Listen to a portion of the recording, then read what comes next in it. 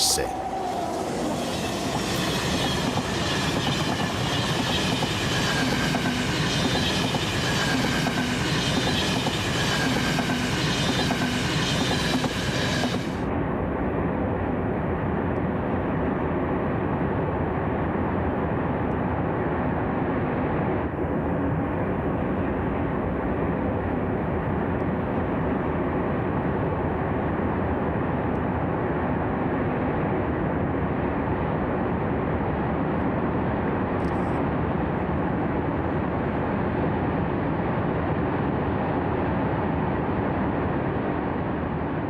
À 160 à l'heure en tête du Mistral, comme à 60 en Maurienne. En combinant alors forte pente et gros tonnage, les 6500 ont représenté une avancée décisive au début des années 70 dans des domaines contrastés à l'extrême. Autant dire que c'est avec elle que l'expression « tout service » a changé de sens. Du compromis à minima, souvenez-vous des 8500, 17 000 et dérivés, on passait à l'accumulation de toutes les performances, sur tous les profils.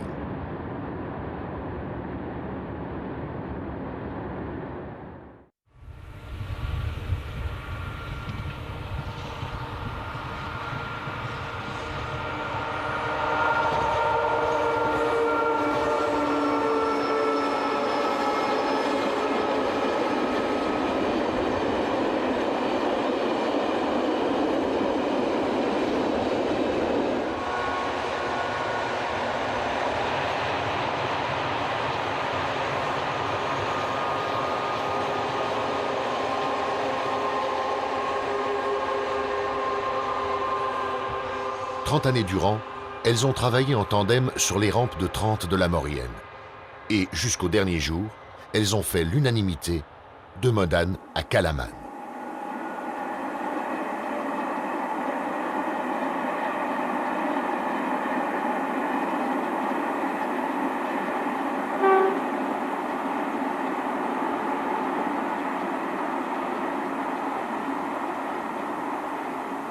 Sur l'axe Paris-Toulouse, cette gare fut, pour beaucoup d'entre nous, l'un des grands sites des CC 6500. Même si nous sommes bien loin de la section parcourue à 200. Et pourtant, au cœur du Quercy, Souillac compte parmi les étapes les plus modestes du Capitole, version fin de siècle.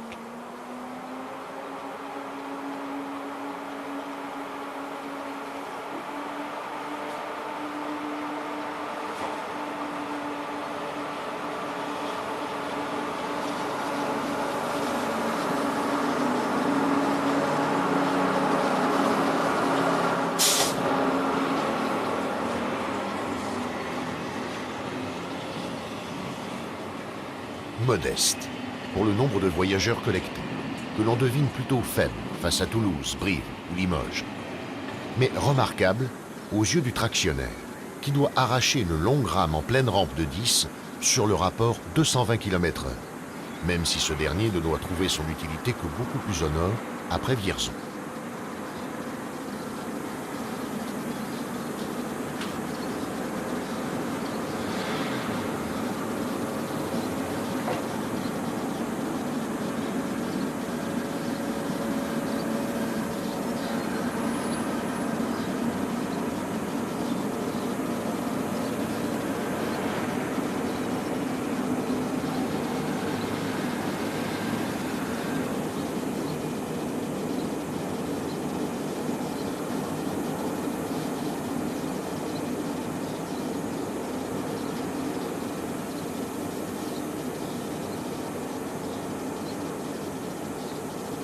Remarquable, l'endroit l'est aussi pour ses ouvrages d'art.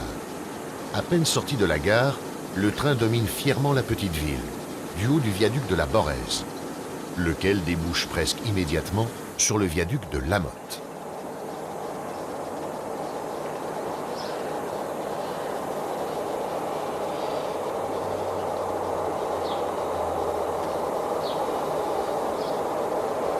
L'ensemble formé par les deux ouvrages permet un amusement de cadrage peu courant, tout au moins sur ces grandes lignes qui, d'ordinaire, s'attachent à suivre le plus court chemin d'un point à un autre. Si l'on se poste en hauteur, on comprendra que ce n'est pas le cas ici.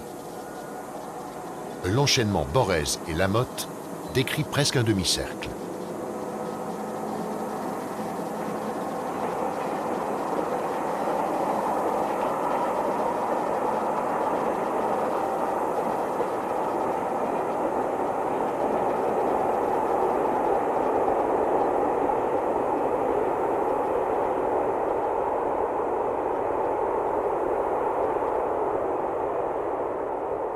Les collines environnantes offrent une jolie variété de panoramas.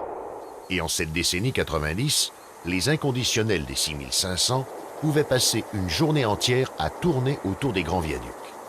En exagérant un peu, car dans la région on n'est manifestement pas près de connaître l'horaire cadencé, il était difficile de trouver un instant de répit pour s'arrêter en ville, faire provision de foie gras.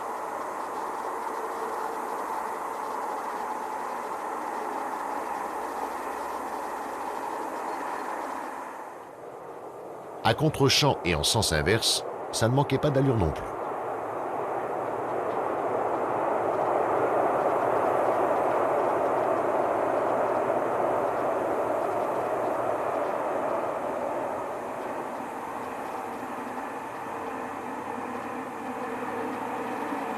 À l'heure du 471 Paris-Port-Bou, sur le viaduc de Lamotte d'abord, sur son voisin de la Borèze ensuite, on pouvait tenter un panoramique qui méritait bien son nom.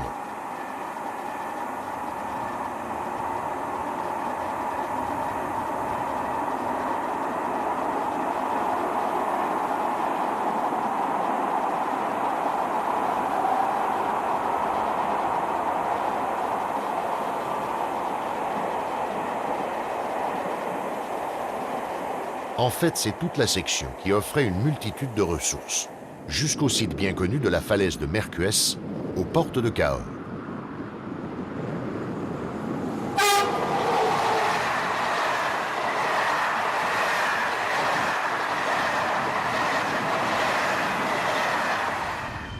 Presque au bout des voies du Capitole, voici Saint-Jory.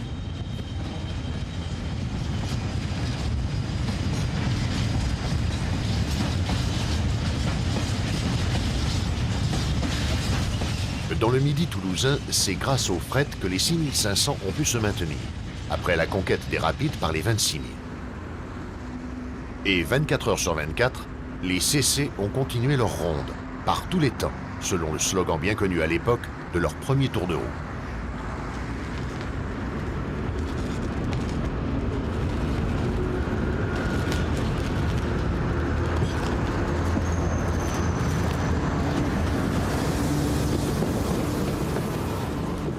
C'est donc en 2000 que la série a été reconvertie au fret. D'ici à dire qu'un jour nouveau se levait sur les 6500, il y a un pas que nous hésiterons à franchir.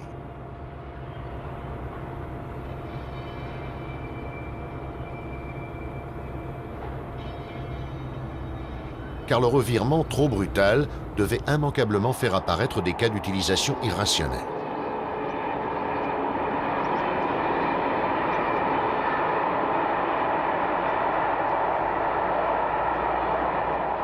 Une poignée de vide au départ de Cerbère. Sur les rives de l'étang de Leucate, un train d'auto plus flatteur en apparence, mais néanmoins bien léger pour une machine de 8000 chevaux.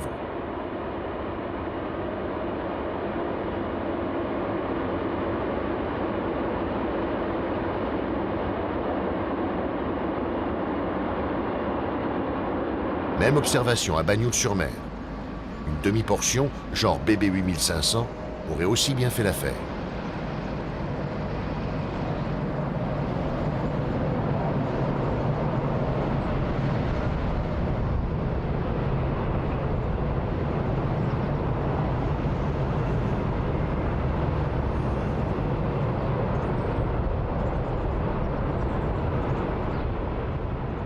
Transportons-nous maintenant du Roussillon au Languedoc. Du haut du mont Saint-Clair, Sète se donne des aspects de Venise occitane. Mais l'ami Georges n'aurait peut-être pas apprécié qu'une formule si facile s'applique à son petit coin de paradis. Sur ce bras de la grande mare des Canards, le pont mobile de la Bordigue nous réserve son coup de Trafalgar. Ici, tous les trains doivent baisser Panto et passer au ralenti.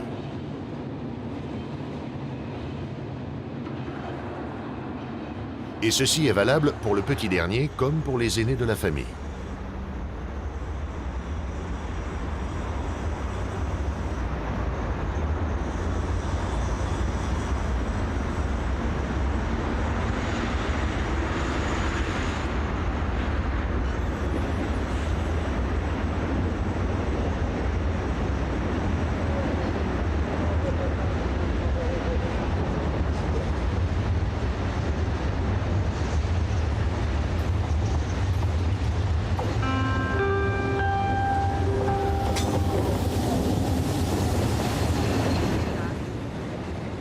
Ici, voici quelques mois encore, les 6500 pouvaient se suivre au bloc.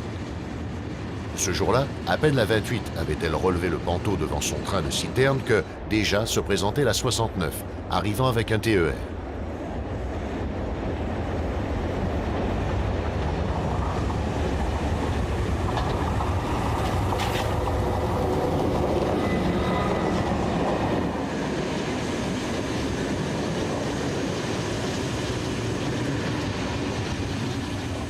Étonnant rapprochement entre les couleurs fret apparues in extremis et la toute dernière unité de la série maintenue en décoration rigoureusement d'origine, monogramme frontal compris.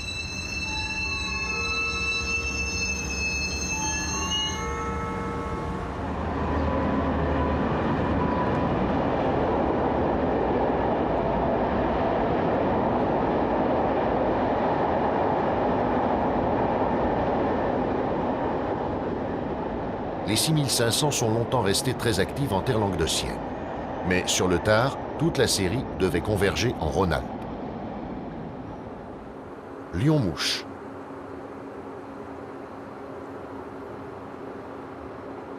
Dans ce qui fut le temple des Pacifiques, puis des Mountains, il reste une rotonde et des locomotives, dont la 6567 qui fit ses premières apparitions ici même, fin 74. Près d'un quart de siècle plus tard, toute la série était regroupée à Vénissieux.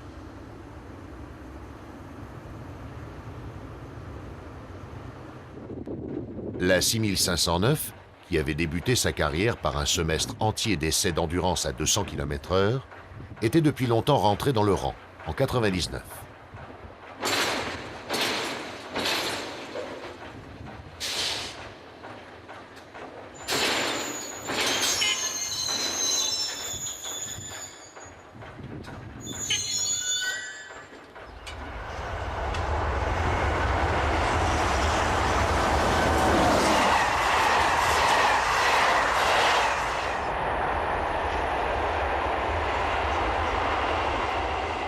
Elle et ses sœurs ne roulaient plus qu'à 160, en tête de petits express. Tout petits.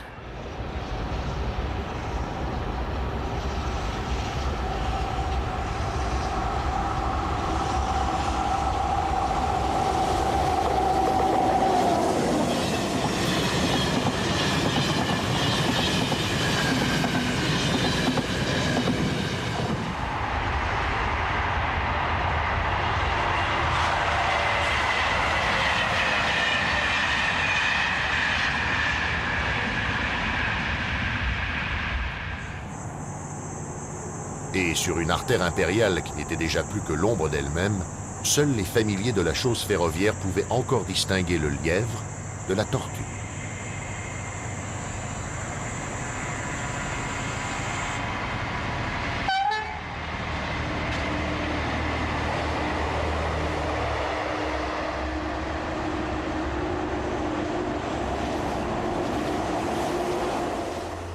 La reconversion, le déclassement, au fret était devenu inéluctable.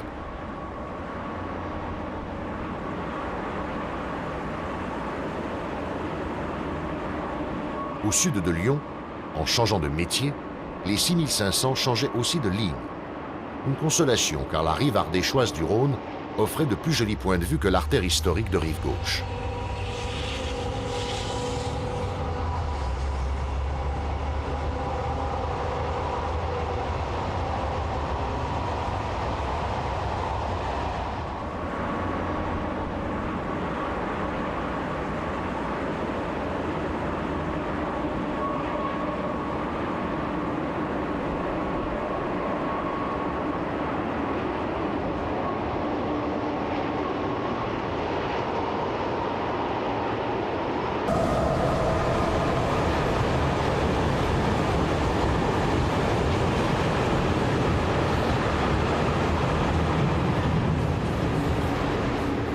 Et dans un univers généralement dominé par le gris-béton, il pouvait encore rester quelques périodes rouges.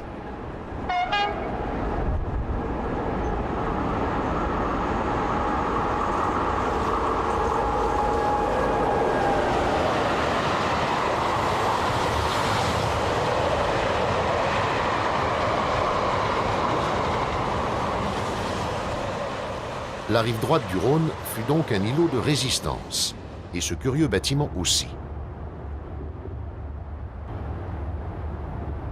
Le dépôt de Chambéry, entré dans l'histoire de la traction électrique avec le troisième rail de la Maurienne, puis avec les premiers balbutiements du monophasé, aurait pu se contenter d'abriter du tout venant. Mais un monument peut en cacher un autre.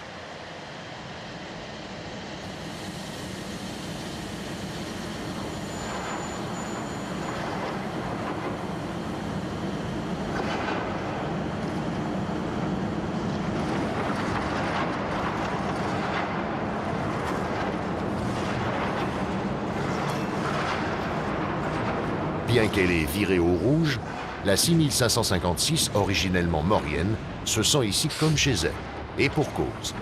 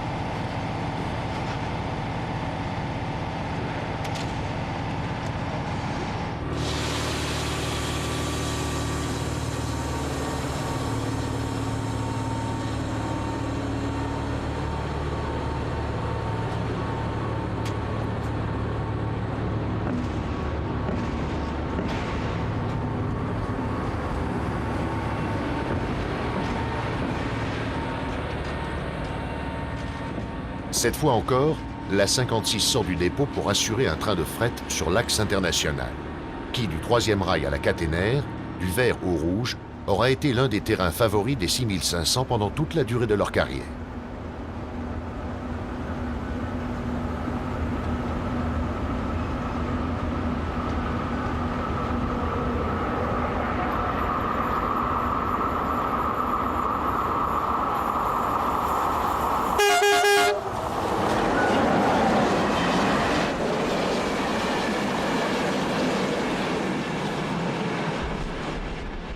La Maurienne, une vallée alpine que l'on sera tenté d'étendre jusqu'à la Bourgogne.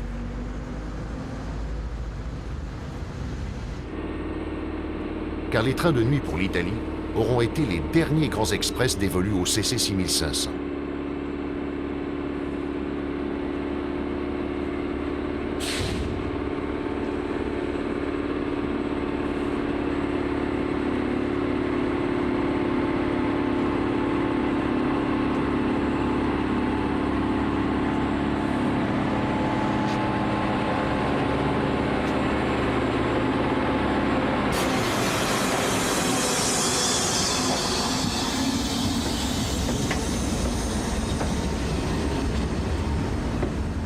Traditionnellement, le Palatino Paris-Rome ouvrait le bal.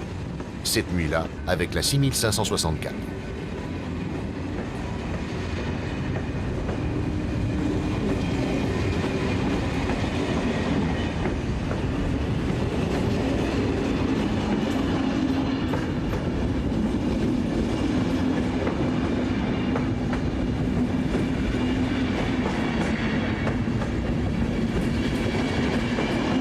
Dans son sillage venait la 51, en tête de la rame pour Florence.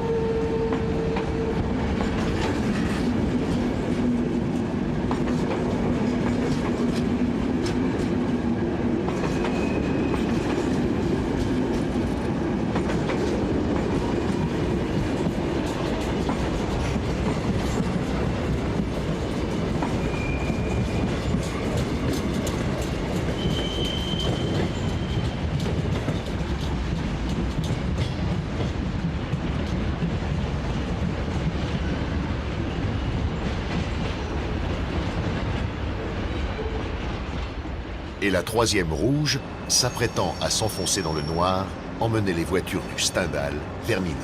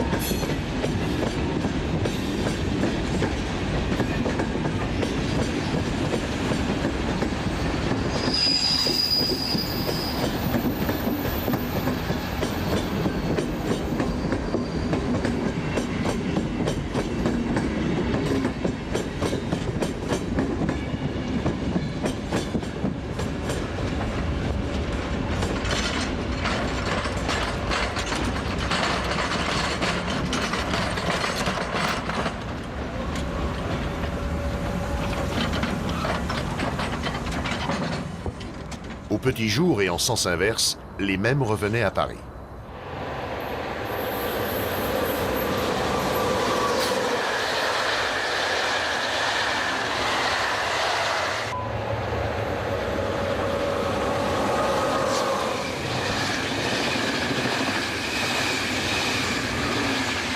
Tout comme les 6500 détenaient encore quelques grands trains, le dépôt du Charolais n'avait pas encore été rasé.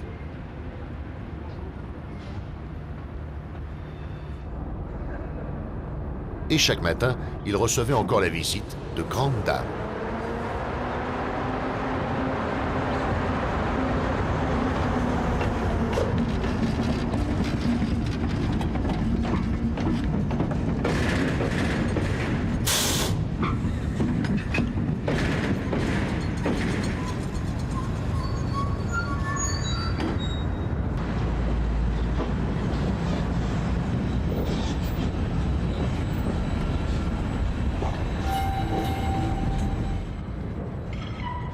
À cette époque, 1998, ce n'était qu'un numéro parmi 75 000, car nul ne savait encore que la 6530 était promise à la célébrité.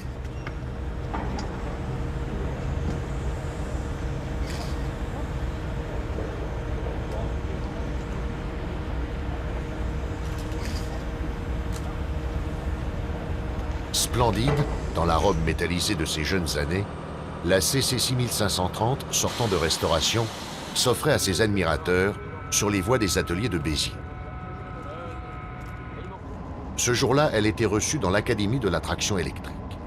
Une académie qui surclasse l'autre avec ses deux coupoles. Celle de la Rotonde de Mohon pour la 6530, celle de Chambéry pour la 58. Les voici donc vraiment immortels.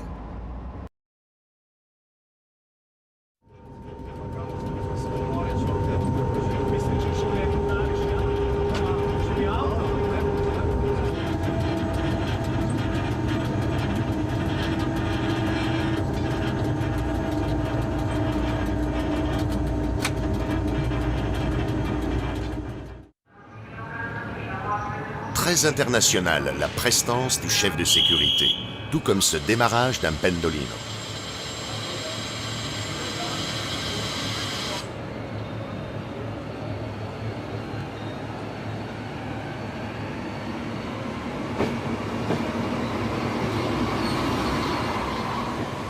Car ce beau matériel s'est largement répandu d'Helsinki à Lisbonne et ici à Ljubljana. À lui seul, ce train flambant neuf illustre le renouveau que tout un chacun peut observer sur les rails de Slovénie.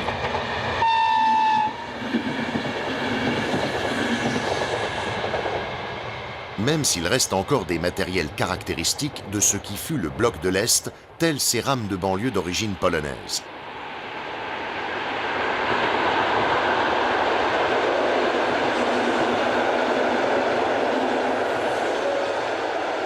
Une décennie, c'est bien court pour que le meilleur se substitue entièrement au pire.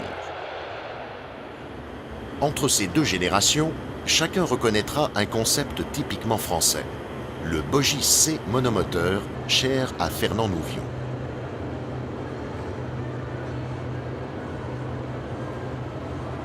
Car nos CC 6500 ont fait des petits à l'exportation, 39 précisément, livrés par Alstom voici déjà un quart de siècle. Aussi belles que leurs inspiratrices françaises, les 363 slovènes sont toujours bien présentes dans les dépôts et ateliers, mais aussi et surtout sur les lignes qui rayonnent autour de la capitale. Peu avant 9h30, comme chaque jour, l'une d'elles entre en gare de Ljubljana, en tête du train Intercity numéro 503 pour Koper.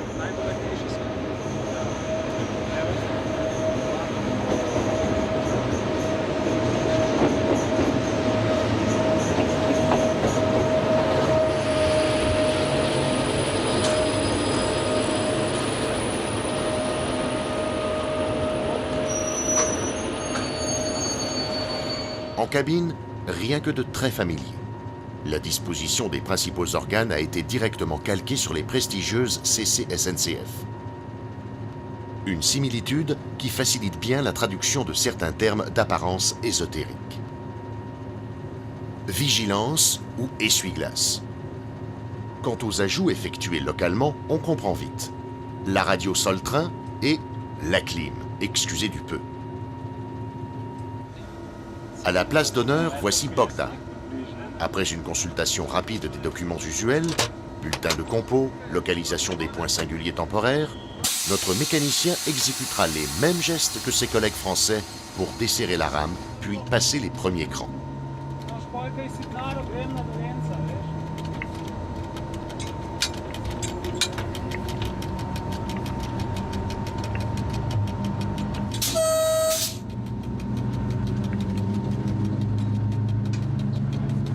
Sur le dédale d'aiguille, la montée en vitesse est tout d'abord très progressive, puis plus franche, car nous ne tardons pas à laisser derrière nous le complexe ferroviaire de la capitale.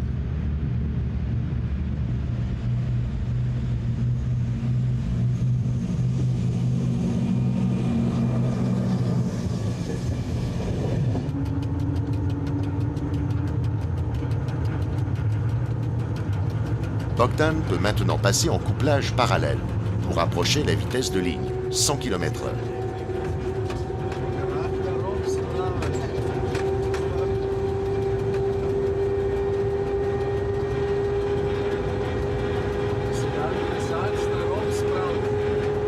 Seulement, diront ceux qui ont connu les belles heures du modèle original. 100 tout de même, s'empressera-t-on de rectifier, car il ne faut pas oublier qu'à l'époque de l'économie planifiée, la grande vitesse n'était pas une préoccupation première, quand bien même la géographie slovène s'y serait-elle prêtée.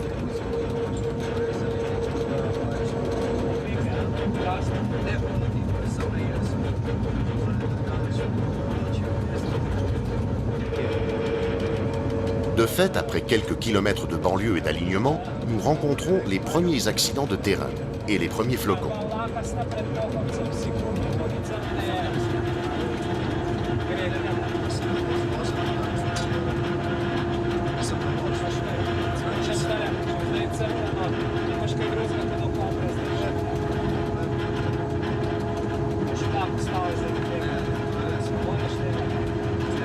C'est le village de Borovnica qui marque le début d'une longue rampe de 15 pour 1000 et un sérieux fléchissement de la vitesse. Pendant toute l'ascension, l'aiguille du tacro ne dépassera plus 70.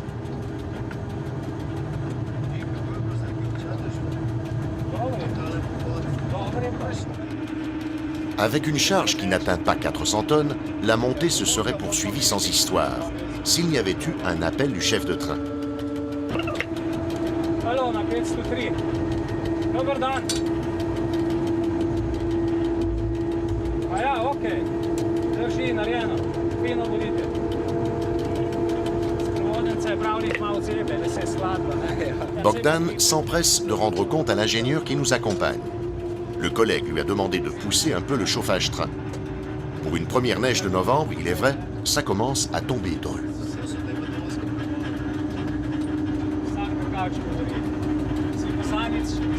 ideš u merilni voz, mačarina, s naši inženjeri.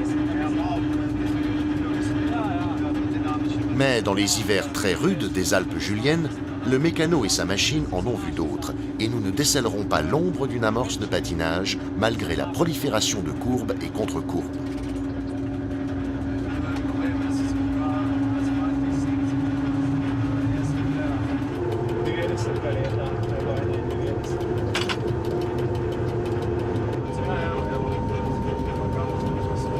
Non loin de Postojna, nous avons atteint le sommet.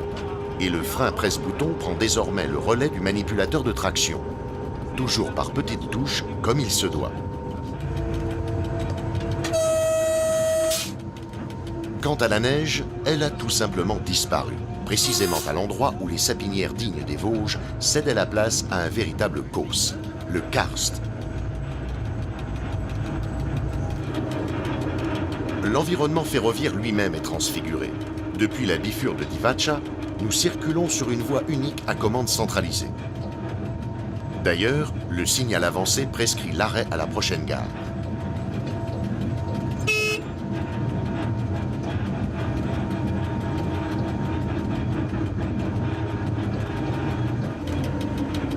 L'ordre sera confirmé par un second signal implanté juste avant les premières aiguilles et acquitté par Bogdan au moyen des appareils du système Indusi, seule ingérence de la technique allemande sur cette locomotive française.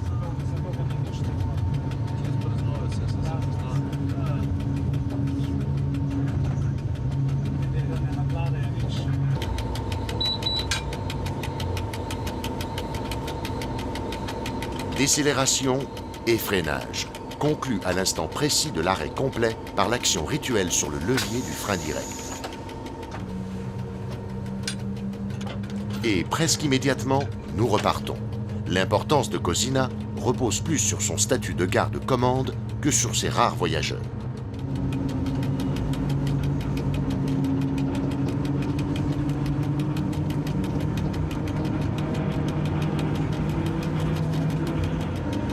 Depuis Ljubljana, nous n'avons guère parcouru qu'une centaine de kilomètres. Et pourtant, après la bruine de la capitale, suivie des neiges des montagnes qui l'encerclent, nous allons progressivement découvrir une toute autre ambiance.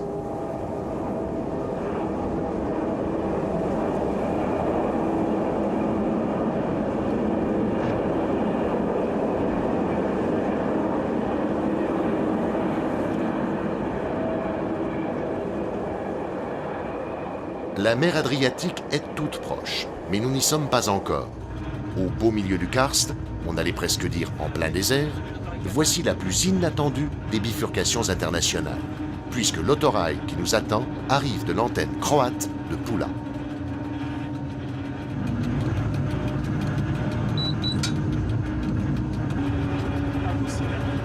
Un peu plus loin, rien ne laisse deviner que cette tranchée, semblable à tant d'autres, va déboucher sur une dépression brutale. Ici débute, en pente de 25 pour 1000, la descente vertigineuse qui va nous conduire jusqu'à la mer.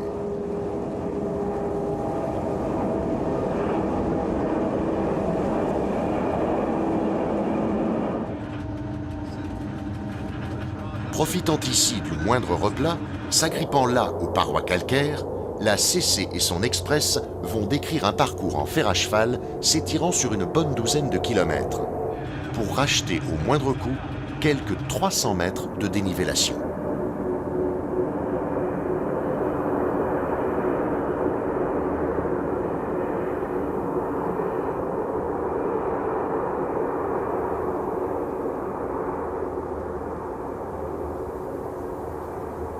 Tout au fond de la vallée, le tunnel courbe de Dol marque l'extrémité de la boucle.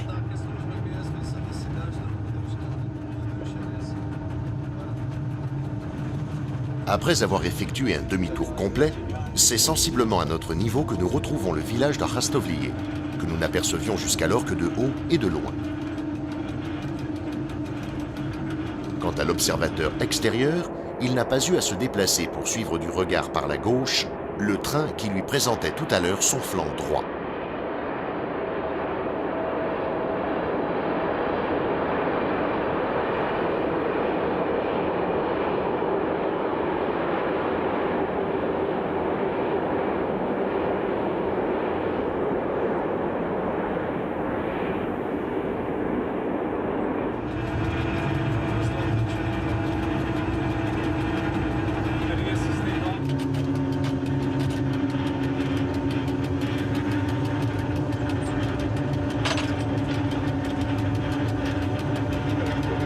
Pendant toute la descente, Bogdan a travaillé au frein rhéostatique. Mais sa main agit maintenant sur le petit levier du frein automatique. Après 2 heures et 20 minutes de parcours, l'Express aborde à faible allure le terminus de Koper, l'ancienne Capo d'Istria italienne, rattachée à la Slovénie au lendemain de la dernière guerre.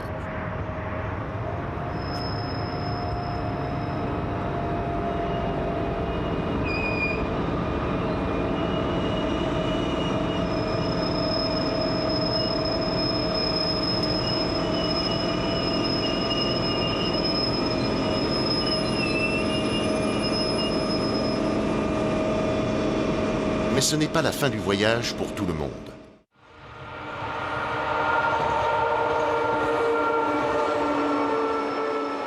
Derrière le voyageur, le PC n'a pas attendu un instant pour envoyer une première batterie de marchandises. Une rame vide, suivie à distance de bloc par un train entier de wagons frigorifiques. Une vraie curiosité, tout aussi remarquable que l'église fortifiée, qui nous rappelle que l'histoire n'a pas toujours été tendre avec cette région d'Europe.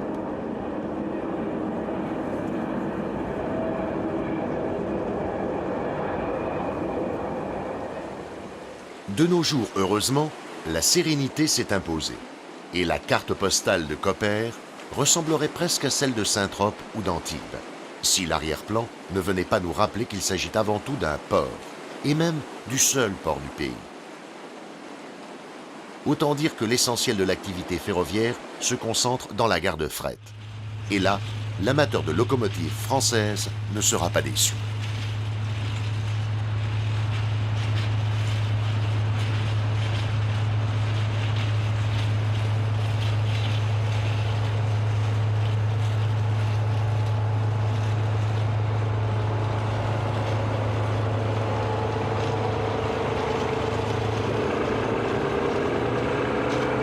Si d'aventure vous ne l'avez pas identifié au premier coup d'œil, c'est à l'oreille que vous aurez reconnu une sœur de nos 63 000, naturellement vouée aux manœuvres. Approchant elle aussi par l'est, c'est une 363, qui se prépare à accoster une deuxième rame de minerai.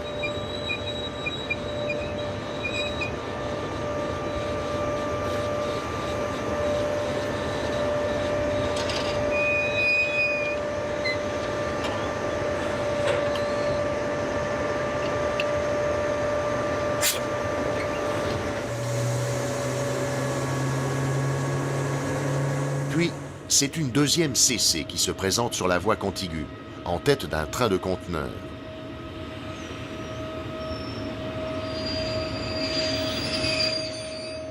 Et comme 2 trains peuvent en cacher un troisième, voici l'une des 2 machines récemment revêtues de la très belle livrée Adriacombi.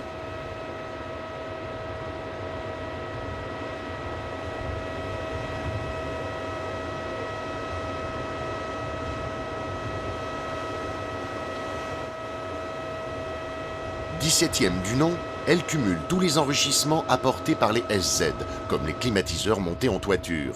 Et c'est avec elle que va débuter la batterie montante.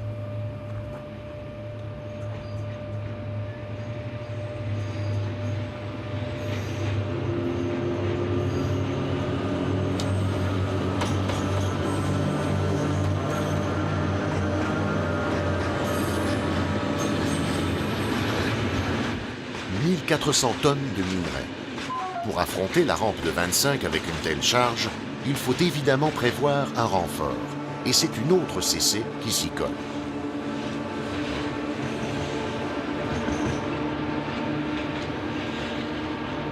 Ces trains entiers, destinés aux usines métallurgiques autrichiennes de Donawitz, représentent en effet les plus gros tonnages de la ligne.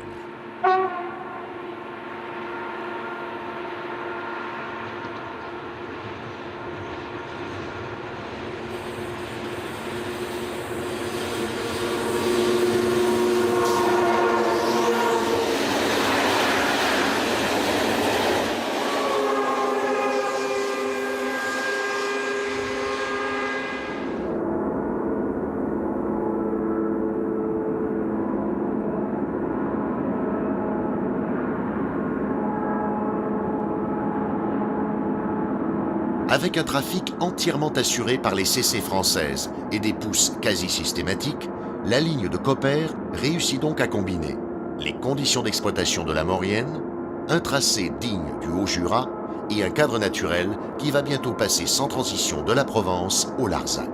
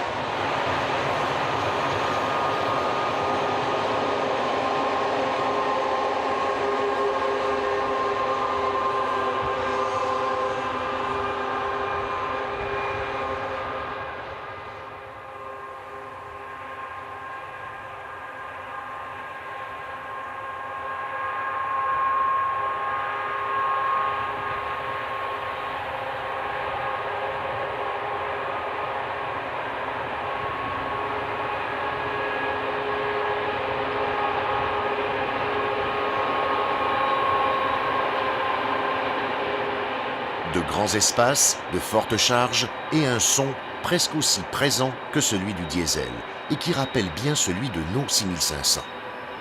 Un son produit par cette véritable cascade d'engrenages qui résulte du principe même du bogie monomoteur. Des bogies monomoteurs, puisque l'on n'en compte pas moins de 4.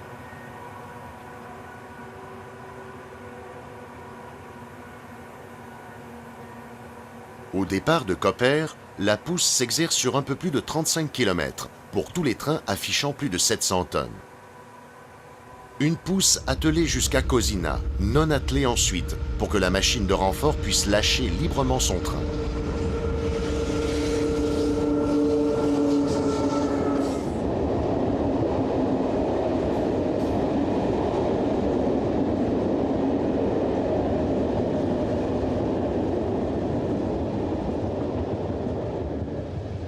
C'est à l'entrée de l'évitement de Rodic, au point culminant du parcours, que la loque de pousse laisse le convoi poursuivre sa route, sur un profil désormais assagi.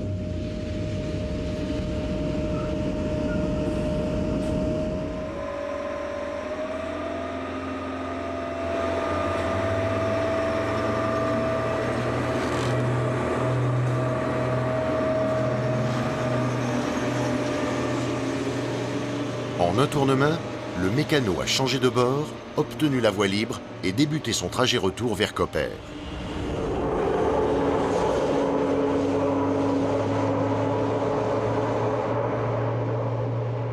Là-bas, tout en bas, de nouveaux trains montants l'attendent. Dans l'intervalle, nous verrons le voyageur rentrer sur Ljubljana comme train Intercity numéro 502. Comment ne pas verser dans l'utopie en voyant à travers cette image notre cher vieil Aubrac traversant les étendues causenardes derrière une 6500.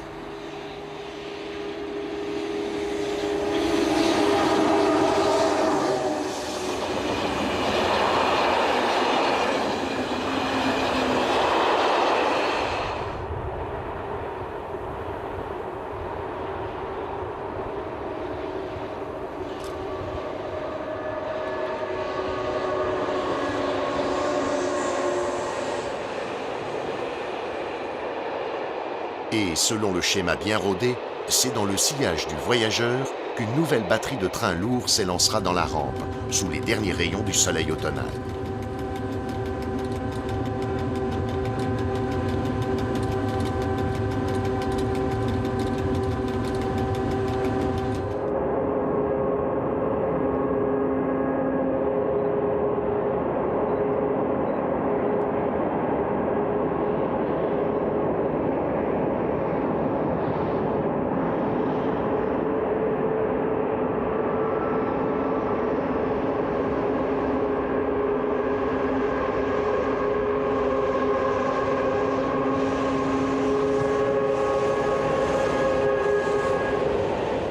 minerais, des conteneurs, des frigos et maintenant des hydrocarbures. Comme leur sœur française, ces 6500 à l'âme slave en font des tonnes.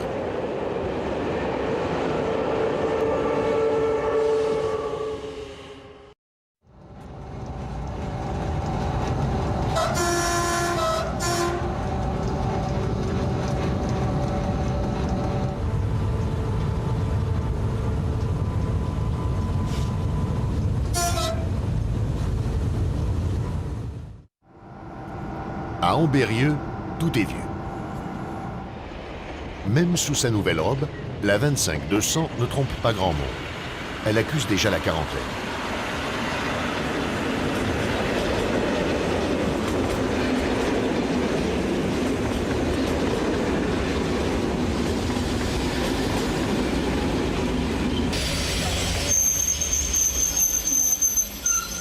Et une décennie de plus, ou presque, pour la 9600, qui démarre vers Bourg-en-Bresse.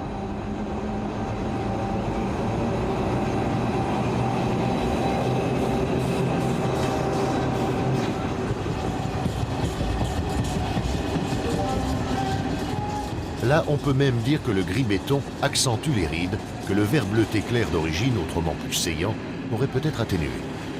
Heureusement, parmi celles que l'on a classées parmi les anciennes, il en reste qui portent bien la toilette. Mais il est vrai que Paul Arzins les avait habillés sur mesure.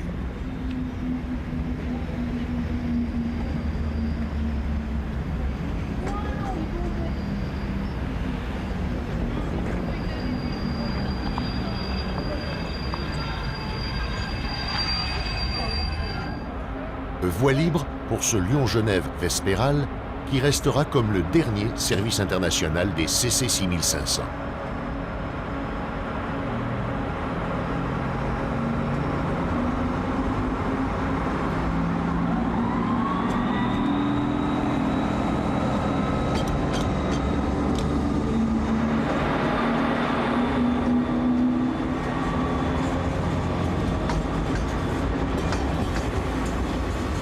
International sur la carte.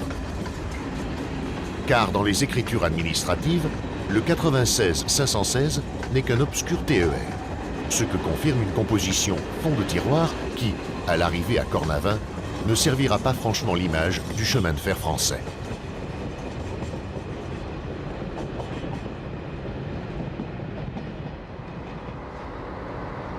Lyon-Perrache, 8 heures. L'image est déjà plus flatteuse. D'autant que la rame à 2 niveaux, qui ne symbolise pas d'ordinaire la magie du voyage, se prépare à une rare escapade alpine. Et cela en bonne compagnie. Comme chaque week-end de Superpointe, c'est l'une des dernières 6500 qui approche de la rame.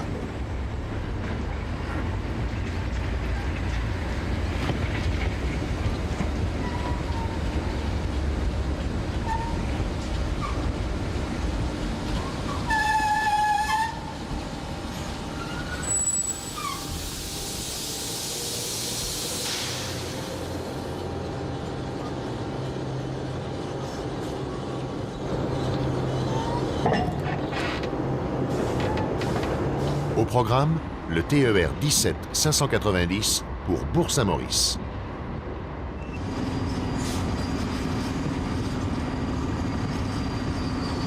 Prise de contact. En cabine, on reconnaît le manipulateur classique, flanqué du fameux levier de chantage qui, à lui seul, date l'engin aux yeux des inconditionnels de l'électronique.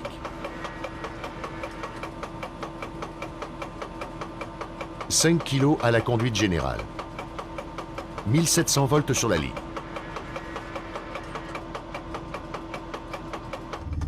Tout est en ordre pour Jean-Pierre, notre conducteur.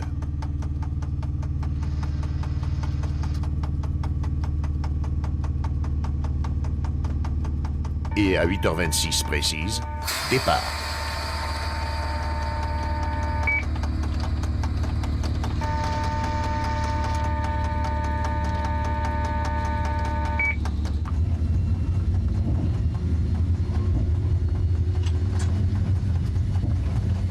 Lentement, la belle machine s'avance au-dessus des eaux du Rhône. Et c'est une ville encore endormie et figée dans la froidure qui s'offre à nos yeux. Bien sûr, nous sommes dimanche matin. Mais il est bien difficile de croire que nous sommes aussi un jour de superpointe.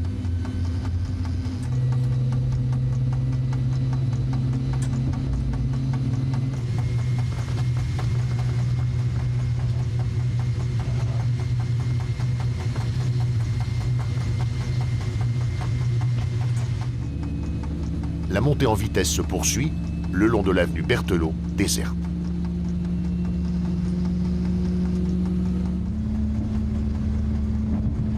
Et sur ces voies où, les jours ouvrables, ça se bouscule, nous ne verrons pas un seul train en marche.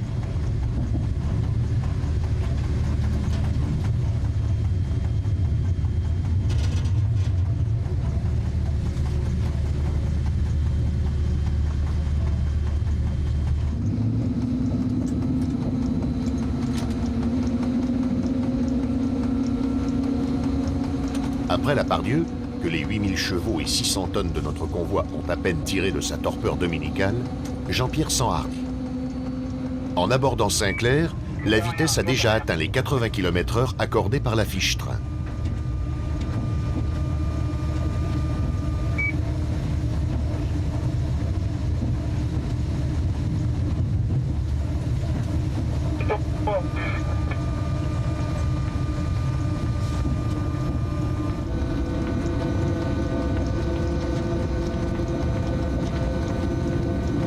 Juste après la bifurcation, la vitesse de ligne passe sans transition à 140.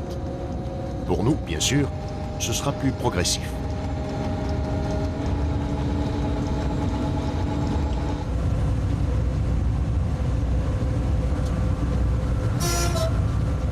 Nous voici désormais sortis de la banlieue, et notre CC se comporte comme au premier jour.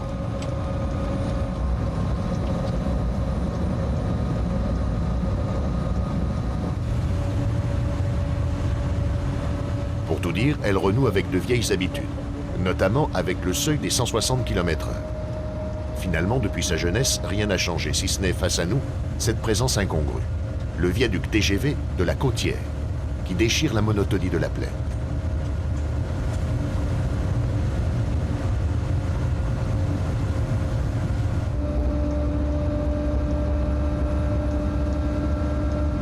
Comment ne pas penser ici aux belles heures du Cisalpin?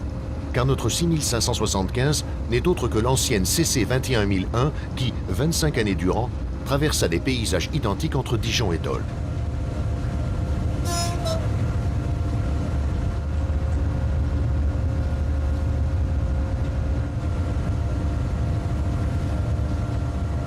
Le franchissement du pont sur l'Ain. La piste de vitesse s'étale encore devant nous. Mais Jean-Pierre ramène déjà le manipulateur à zéro.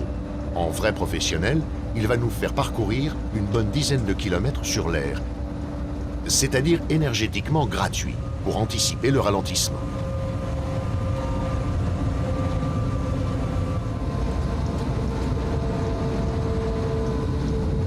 Nous abordons le vaste complexe d'Ambérieu-en-Bugey.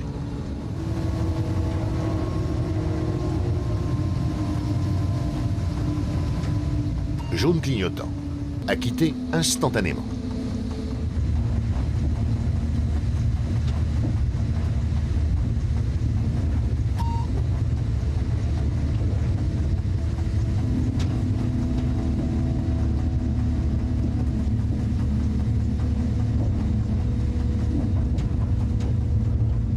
L'allure modérée nous permettra de détailler les vastes installations de la gare, puis celle du dépôt, où la E402B italienne, même noyée dans le flot des archétypes hexagonaux, nous rappelle que l'endroit tend à devenir une tête de ligne du fret international.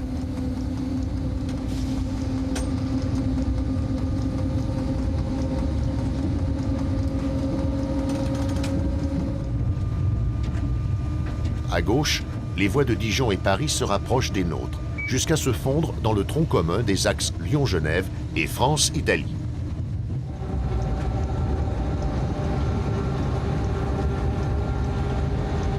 Nous pénétrons ici dans la vallée de l'Albari, où la reprise de vitesse sera modérée. Une petite pointe à 140, rapidement suivie d'une zone à 110 dans la grande courbe de Torsieux.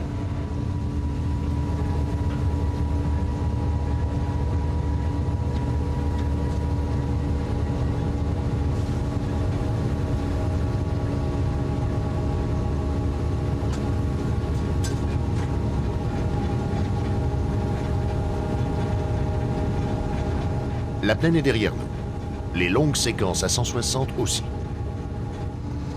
Petit à petit, la vallée se resserre. La rampe débute.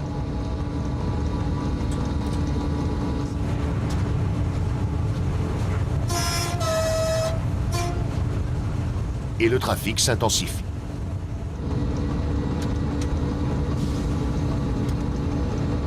Ce qu'un jaune vient rapidement confirmer.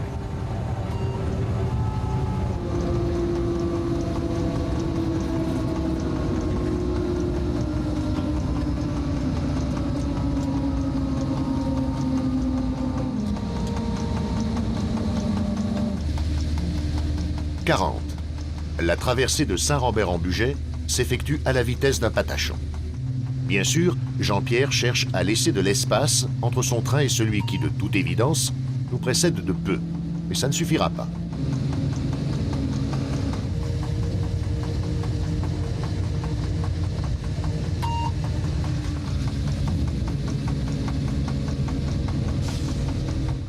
Et, comme on pouvait le craindre, nous allons buter sur un carré obstinément fermé. Arrêt en ligne. Ouais, donc là, tu t'es remis en marche. Je me suis remis en marche, c'était plus vite, c'était grillé. Ça fait une page, non ça fait déjà même terminé, physique grillé.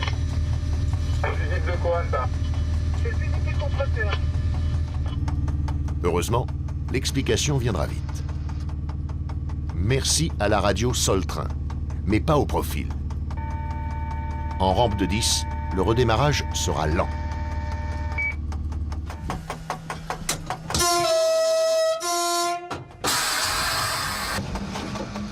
Le cadre traction qui nous accompagne ne pouvait pas manquer pareille occasion de nous faire une démonstration de travail en finesse. À présent aux commandes, voici Olivier Carmel. Une signature désormais reconnue dans le milieu ferroviaire, et une même aisance avec le manipulateur qu'avec la plume.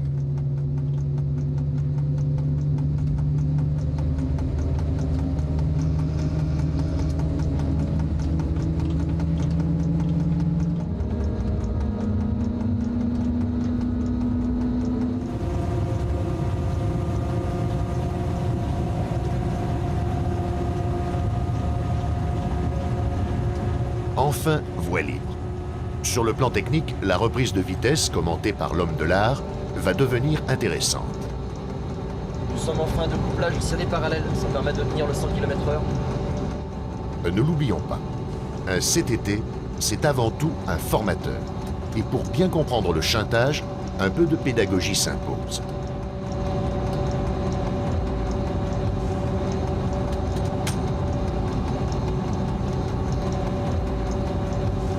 Donc là, grand chuintage pour pouvoir maintenir la vitesse la plus proche de la vitesse limite.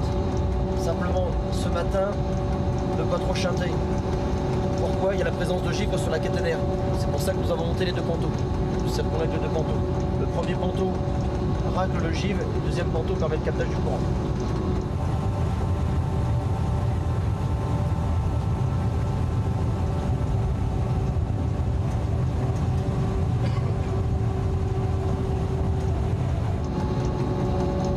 La déclivité est importante, je vais passer en couplage parallèle.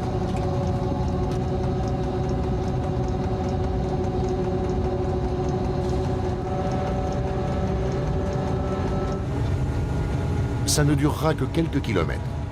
Au fait de la Burbanche, la déclivité s'inverse.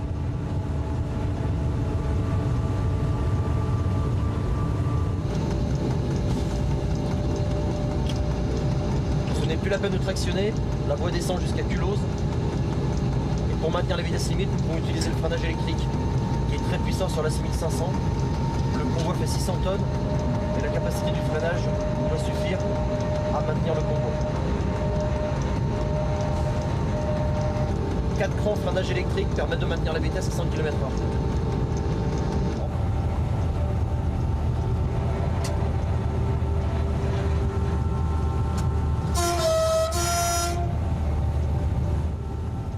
L'arrêt en ligne, on s'en doute, n'a pas été indolore.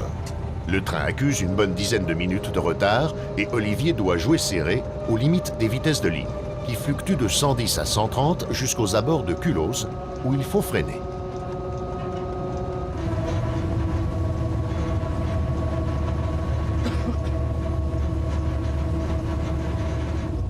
La densité du trafic TGV vient nous rappeler que nous ne sommes pas un jour comme les autres.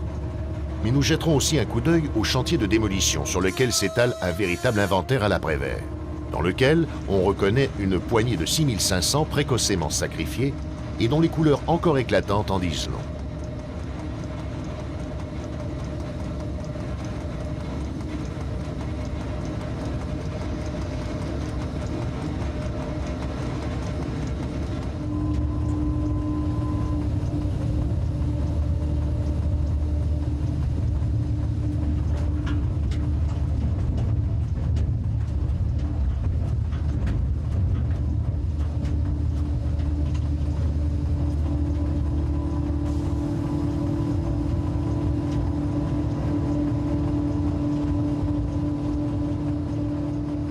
Traversée de Culose, où, en l'absence de correspondance sur Bellegarde et Genève, nous ne marquerons pas d'arrêt.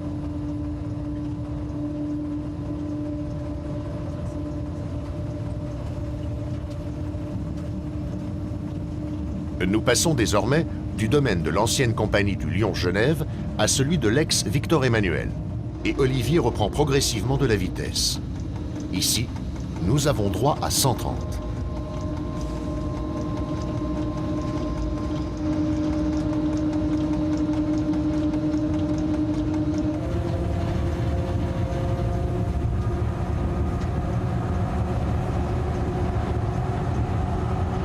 Le pont sur le Rhône marque l'entrée en terre savoyarde. Ce que confirme cette rencontre avec une spécialité locale, l'UM de 7200 en tête de son train du combiné.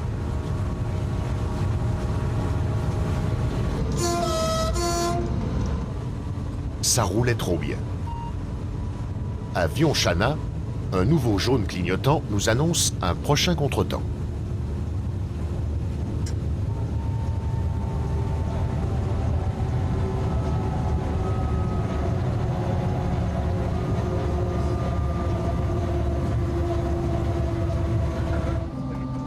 Et peu après le début du lac du Bourget, voici l'inévitable confirmation.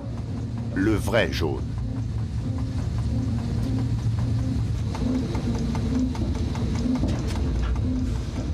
Motif : le régulateur utilise ses IPCS, installation permanente de contresens, et nous envoie sur voie de droite. Pour le panorama, c'est plutôt mieux. Et ça sous-entend que nous ne croiserons plus rien pendant un bon moment.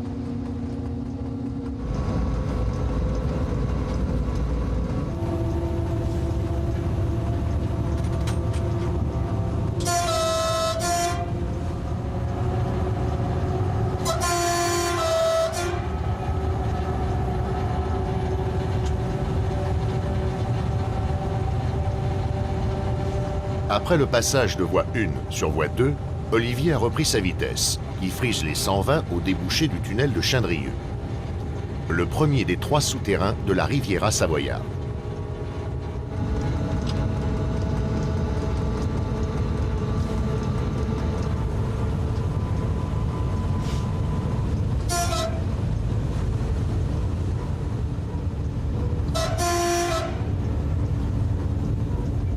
Une appellation un peu excessive aujourd'hui, car on a connu ce site sous un soleil plus éclatant.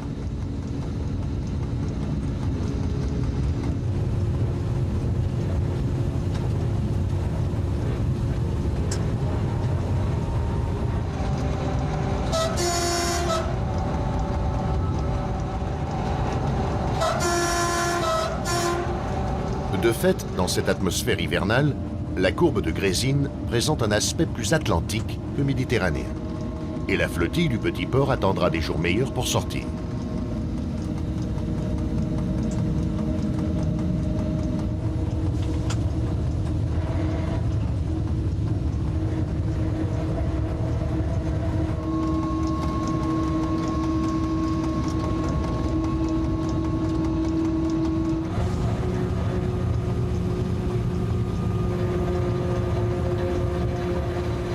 Kilomètre 120. Comme les rives du lac, les faubourgs d'Aix-les-Bains nous montrent leur visage de la saison morte. Presque un no man's land, en bordure du chemin qui mène des grandes métropoles au sommet alpin et où ça défile en rangs serrés.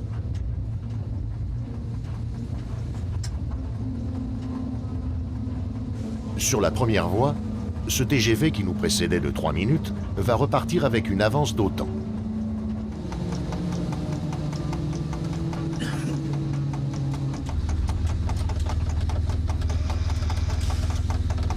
On en déduit ce que sera la durée de notre arrêt. Comme prévu sur la fiche train, à ceci près que les 9h53-56 sont passés depuis un bon quart d'heure. Et ça continue. Le régulateur a privilégié le TGV qui, le long du lac, nous suivait de très près. Ce qui explique a posteriori notre passage en IPCS. Heureusement, il ne tardera pas à dégager.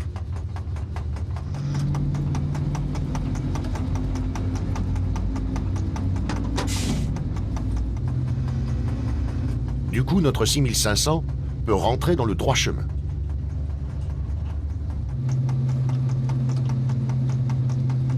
Et enfin, nous allons reprendre une allure normale.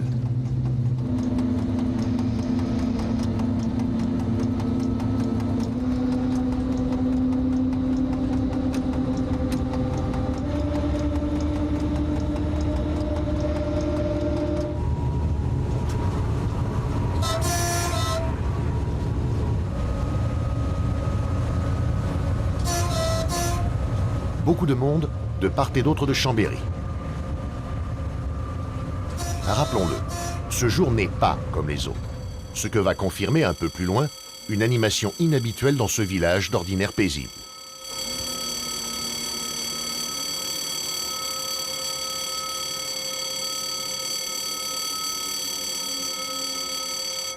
La parade a commencé dès les petites heures du jour.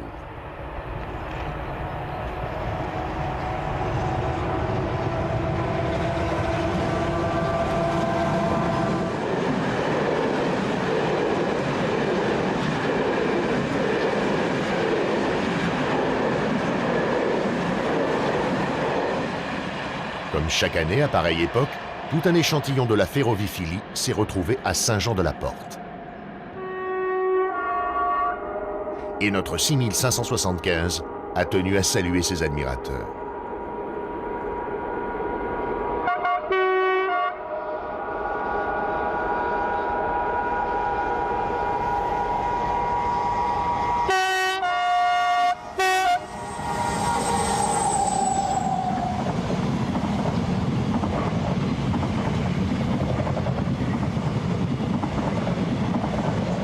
Et le défilé continue.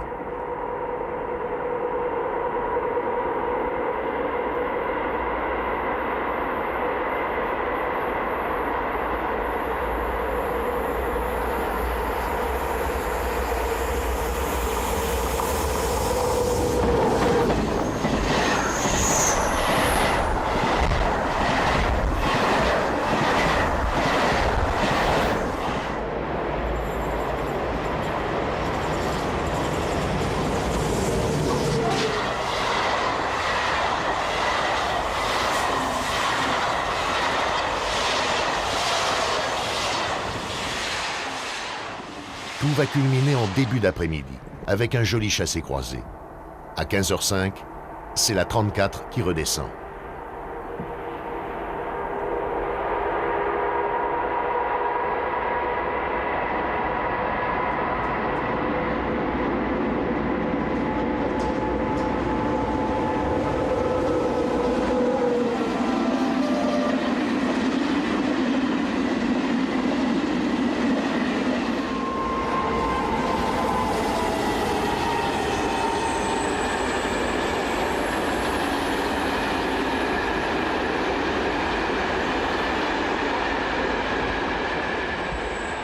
À 15h12, voici la 58 qui fonce vers Albertville, d'où, une minute plus tard, nous verrons revenir notre 75 triomphante.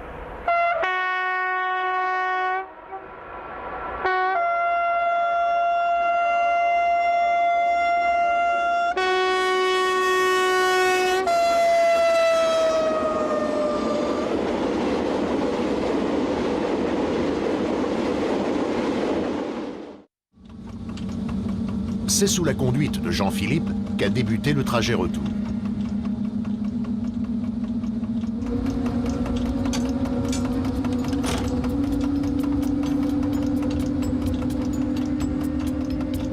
Au départ d'Albertville, la 6575 et ses voitures de niveau ne feront pas des prouesses. Sur la voie unique, les vitesses limites s'échelonnent de 90 à 110.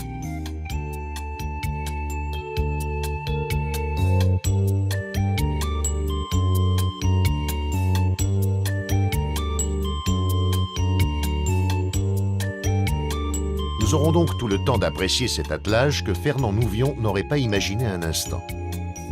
Surtout sur ce bout de voie unique que nul n'envisageait d'électrifier en ce 17 juin 1969, date des tout premiers tours de roue de la 21001, devenue 6575 sur le tard.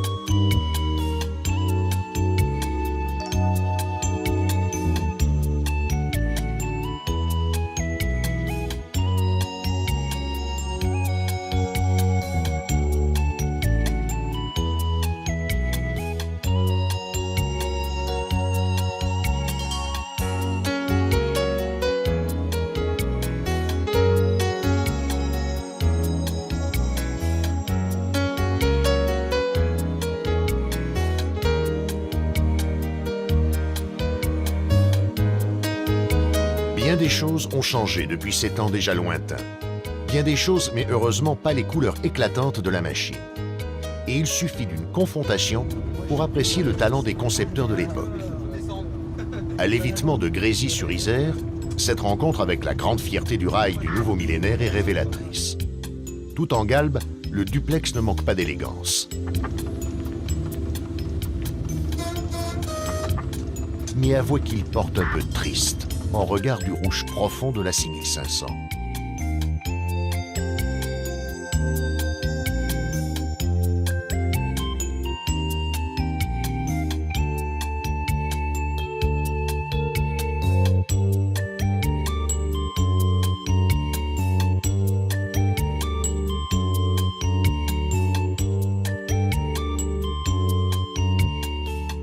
Coup de soleil. C'est ainsi que Paul Arzins avait appelé cette décoration. Et nous conviendrons tous que cette tache de couleur qui transperce la grisaille attire irrésistiblement l'œil.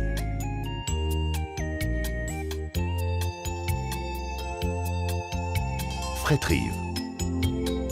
Pour les quelques voyageurs curieux qui pourraient se trouver dans les compartiments supérieurs, c'est ici que la V2N sera considérée comme panoramique, plus que banlieusarde. Au-dessus de la voie, campé sur son piton rocheux, le château des Miolans veille sur toute la vallée.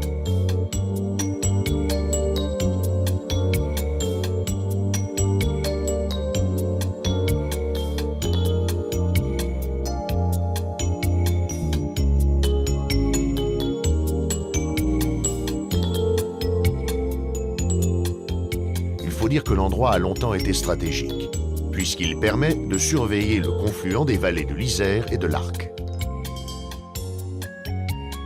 Ce que l'on traduit ainsi dans le langage des cheminots. Nous abordons la jonction des lignes de la Tarentaise et de la Maurienne.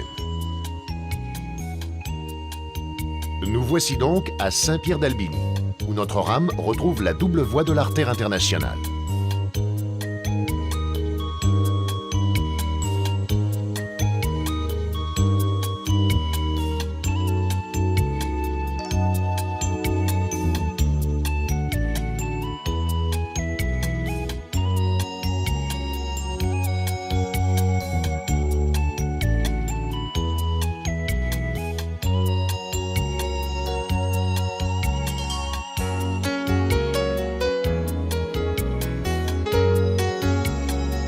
Même vu d'en haut, vous reconnaîtrez le village de Saint-Jean-de-la-Porte.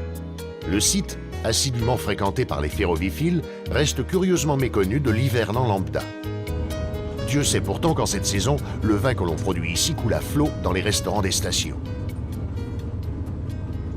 Et le château lui-même, ignoré des guides touristiques, est omniprésent dans la culture ferroviaire, depuis les premières photos officielles des locomotives électriques de la Maurienne.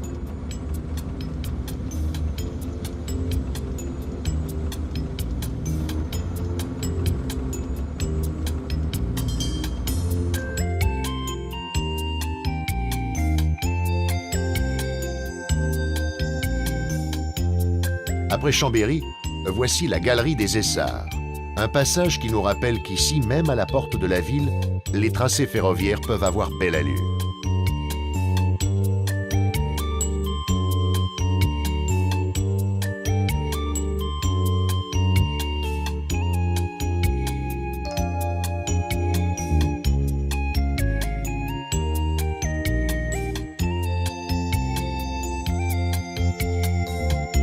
Et bien sûr, après Aix, on retrouve le lac.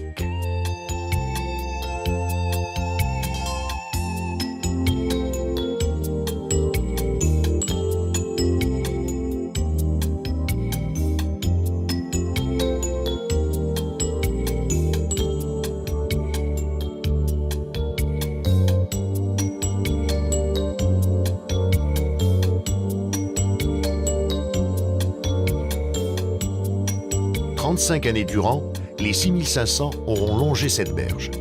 Tout d'abord en version verte et en service marchandises, à l'époque où elles sont venues assurer la relève de la vieille cavalerie 3e rail du PLM. Puis en version rouge, en tête de ce Palatino, qui devait être leur dernier grand train jusqu'au tournant du siècle et de leur carrière.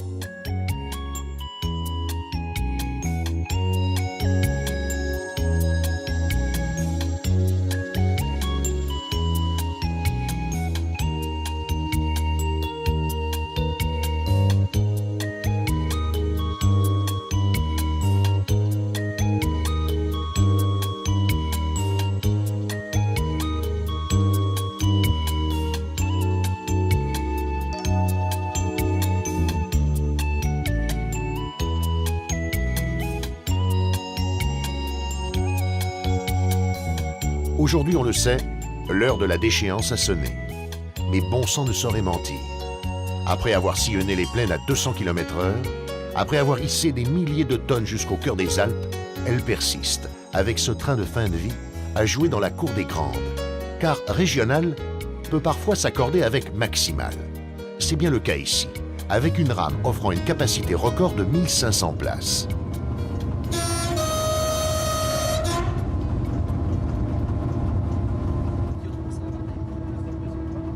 Faute de pouvoir se contorsionner au pied de la falaise, la voie s'est enfoncée dans le tunnel de la Colombière.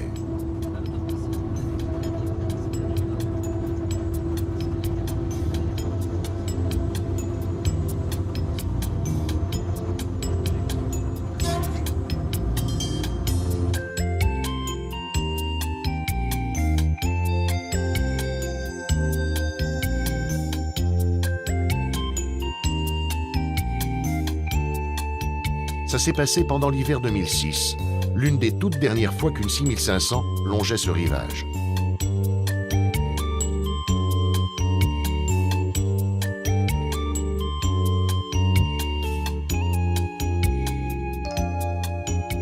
C'était donc bien vrai. Ces machines, que du côté de 1970, nous avions vu déclencher le renouveau du rail et que nous croyions naïvement éternelles, allaient donc disparaître elles aussi.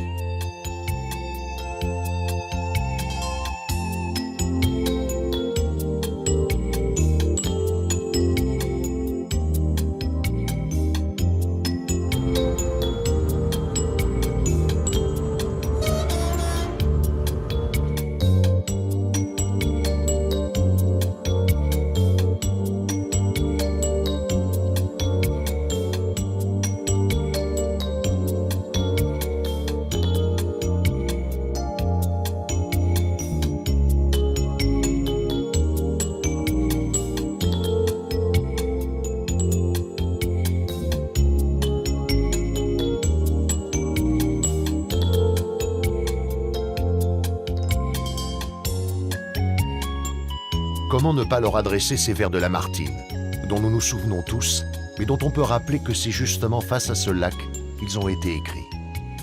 Ô temps, suspends ton vol, et vous, heure propice, suspendez votre cours. Laissez-nous savourer les rapides délices des plus beaux de nos jours.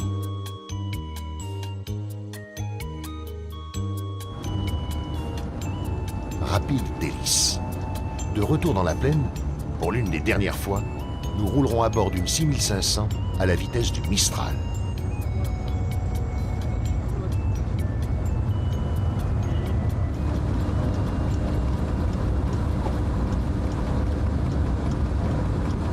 Et le samedi suivant, 11 février, le soleil revenu devait faire de l'un des derniers, l'un des plus beaux de leur jour.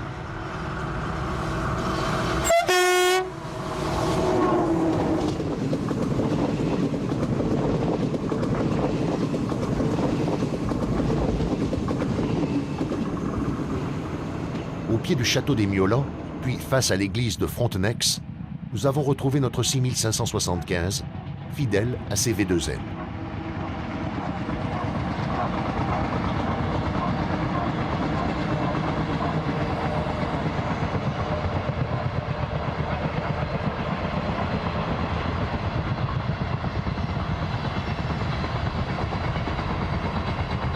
À la mi-journée, le temps fort s'est reproduit.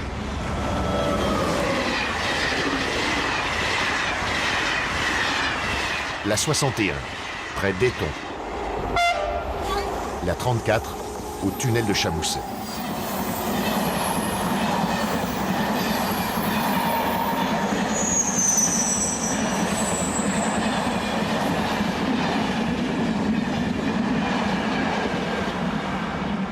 Ensuite, nous sommes retournés au rendez-vous de Saint-Jean-de-la-Porte.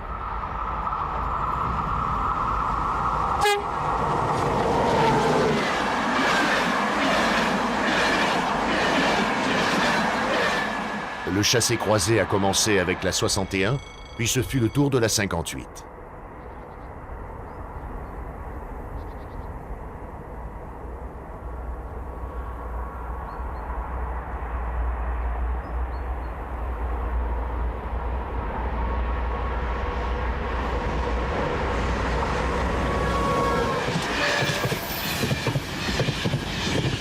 Et les as du déchiffrage des roulements devineront la suite.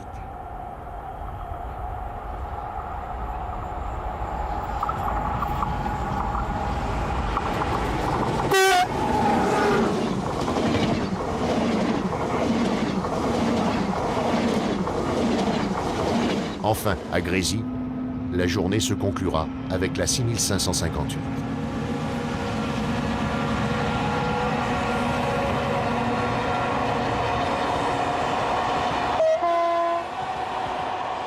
Celle-ci, on le sait, sera épargnée, car sous la rotonde de Chambéry, il y a une poignée d'hommes bien décidés à ce que pour elle, le temps suspende vraiment son vol.